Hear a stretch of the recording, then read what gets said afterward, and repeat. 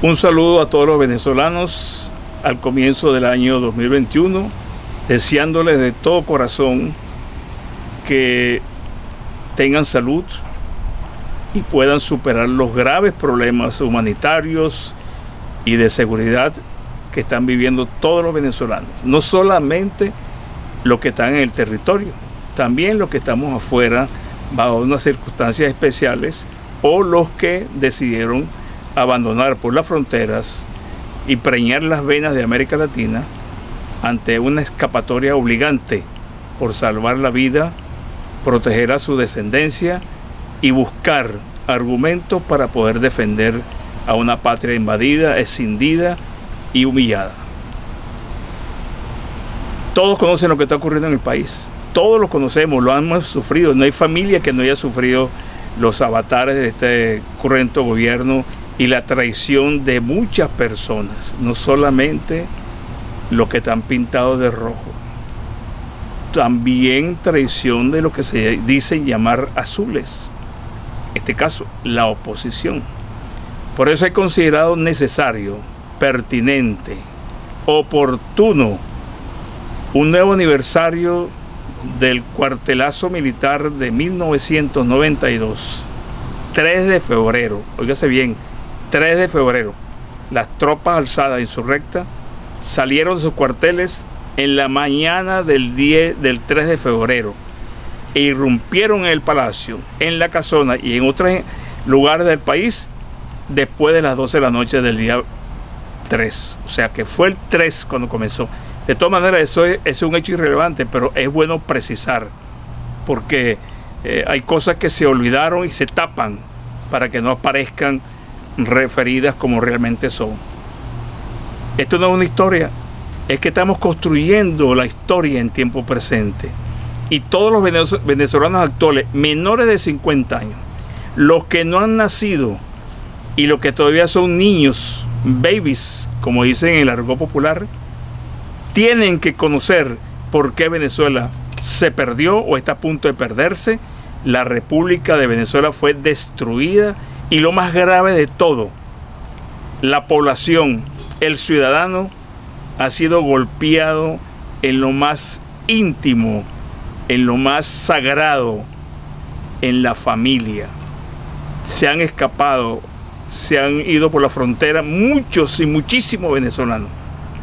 Y todavía en Venezuela hay personas que critican a los que estamos afuera porque nos escapamos. Señores, la vida requiere oportunidades de vivirla. Y para ayudarlos a los venezolanos, a ustedes, solamente podemos los que estamos afuera. Lo demás es cuento de camino y cháchara de liderazgo falso políticamente hablando, que engañan y mienten y han mentido.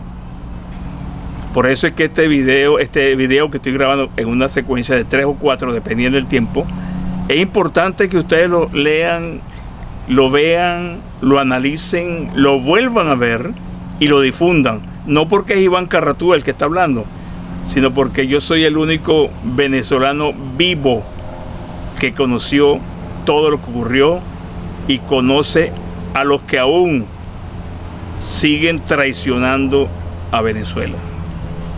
Voy a hacer un pequeño recuento histórico porque es necesario saber.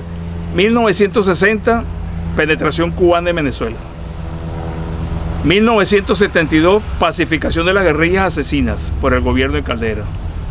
1983, Viernes Negro. El país entró en un barranco económico terrible como nunca. 1982, el bombardeo a Cantaura, donde se reduce el último grupo de 23 guerrilleros de Bandera Roja, Causa R y otros grupos asociados al fidelismo que querían retomar el país, y el Estado venezolano, que es fuerza, poder y autoridad ejercido por el presidente de turno, el doctor Luis Herrera Campins, ordenó una operación militar para reducirlo y fueron reducidos. Eso prolongó la libertad en Venezuela y alargó vida a la democracia.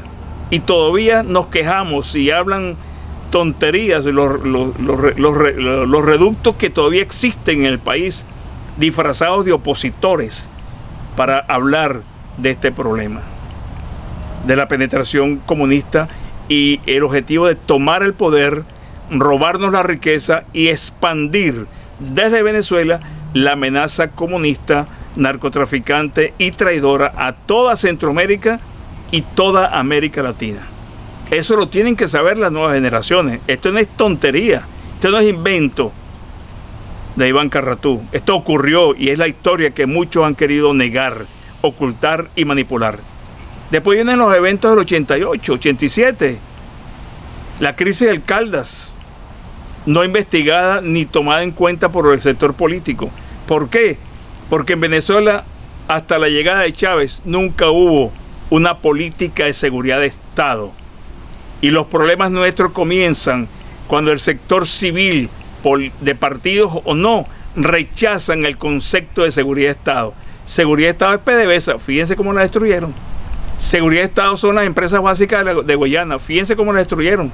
Seguridad de Estado es el aparato productivo, el ciudadano, los colegios, las universidades, los recursos hídricos, el alimento, la salud, las medicinas, los hospitales. Todo eso es seguridad en su dimensión correspondiente. O sea que la seguridad de Estado no es solamente de militares. Y los comandantes en jefe han aplicado la seguridad de Estado para apoyar sus gobiernos, que son gobiernos de partidos electos, pero son partidos en el poder, porque los partidos secuestraron al Estado y utilizaron al Estado y se repartieron las instituciones. Entonces hay un grave defecto en Venezuela, que somos una democracia importante como denominativo de libertad y de libertad de expresión y derechos humanos, pero eso recayó en los partidos políticos que hacían y deshacían de las instituciones, incluyendo la militar, en beneficio de su grupo de poder político. Secuestraron el Estado. Entonces el poder, la fuerza y la autoridad del Estado se perdió.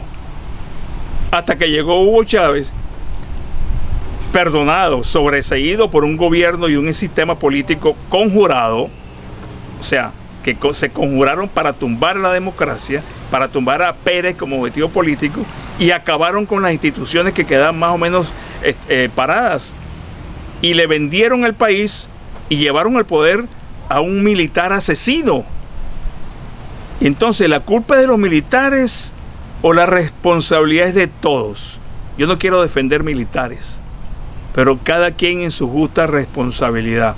El control civil de los militares, el desarrollo de las Fuerzas Armadas, el empleo de los militares en una democracia en Venezuela era dirigido, aprobado y autorizado por los partidos políticos que desde 1960 ocuparon el poder en el país. Ahora no pueden decir que son los militares los que se unieron para tumbar el gobierno. ¿Dónde están los amigos y los amantes de Fidel Castro, que los conocí en todas las giras al interior de América Latina? Me quedaba asombrado cómo le alababan a Fidel Castro y cómo le besaban las manos y lo abrazaban.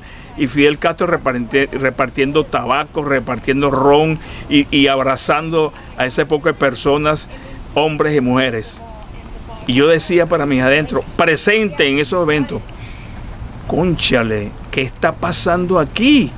Un señor que aniquiló su país durante casi 60 años y es recibido en Venezuela y en América Latina con bombos y platillos. ¿Es que eso es culpa de qué?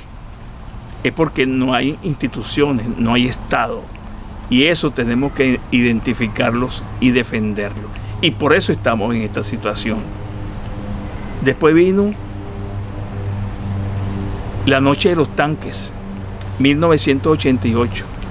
2 columnas de tanques blindados 200, Dragón 200, salen de Fuerte Tiuna, del batallón Ayala, al mando del segundo comandante, el mayor Soler. Toman la oficina del presidente encargado, Ramón Alberto González, lo detienen, lo apuntan con los fusiles, toman la viñeta, la residencia presidencial en ausencia del presidente de turno electo. El ministro de la Defensa habla con los alzados, el comandante de los elementos orgánicos habla con los alzados, se reúnen en Fuerte Tiuna comience una investigación y no se concluye. Entonces, es culpa de los militares que se alzaron estos tipos o estos farsantes infiltrados, y el sector político nacional, todos, inclusive los poderes del Estado, no defendieron la institucionalidad, como tampoco la defienden en estos momentos, y pretenden que en otros países no defiendan y desconozcan el valor de las instituciones de un sistema democrático, porque los venezolanos tenemos que entender que hemos cometido muchos errores por desconocer la verdad. Luego de la crisis del Caldas, que se metió en el territorio venezolano, casi íbamos a la guerra con Colombia. Después vino el Caracazo, después vino la insubordinación de la Policía Metropolitana, y por último el cuartelazo militar, que era parte de la conjura civil de las élites económicas, intelectuales o pseudointelectuales, las élites militares, los medios de comunicación, todos asociados a una propaganda nociva contra el sistema. ¿Y qué ocurrió? Destruyeron en el ciudadano el respeto por las instituciones, el respeto por la democracia, no por los hombres. Los militares no seguimos hombres, estamos bajo el paraguas de la Constitución, y hasta eso lo reventaron. Y perdonaron a un rebelde asesino y a todos ellos, que eran 7,000. Y le dije al presidente esa noche: pase a juicio al ministro y el alto mando militar, presidente. Si se alzaron los militares, está ahí el foco. La culebra se mata por la cabeza, y no lo hicieron. He ido a infinidad de programas de televisión, he escrito de todas maneras, he nombrado un sentido, y todavía me dicen que por qué no los maté, que por qué no los asesiné. Es que nosotros los militares no nos llegamos al servicio militar para asesinar venezolanos, llegamos para defender al ciudadano y defender las instituciones, la democracia. Y viene un presidente con su equipo conspirador, conjurado, todos, y perdonan al rebelde asesino.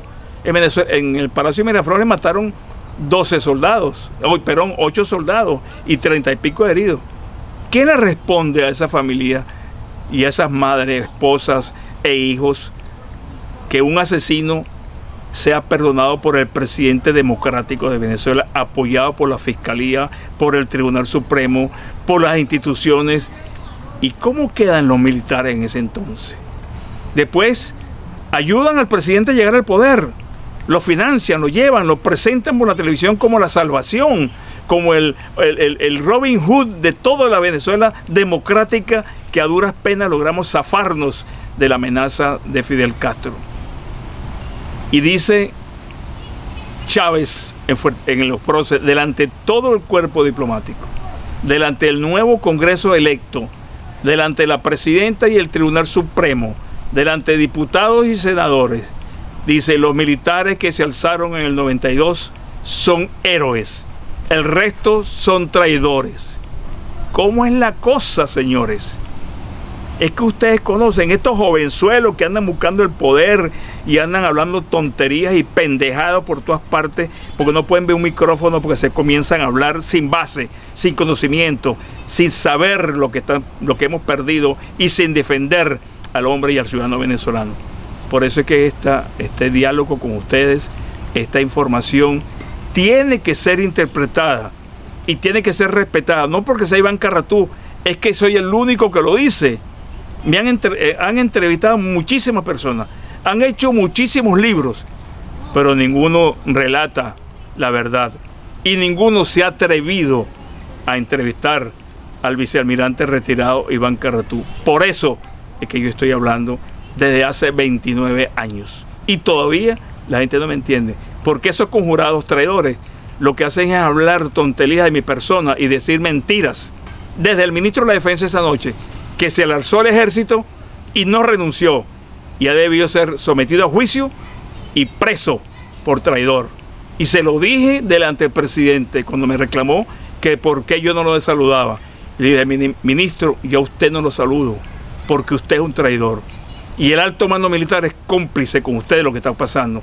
Y los generales almirantes son responsables de lo que está ocurriendo en Venezuela, porque esto no ha debido ocurrir. Dios y patria.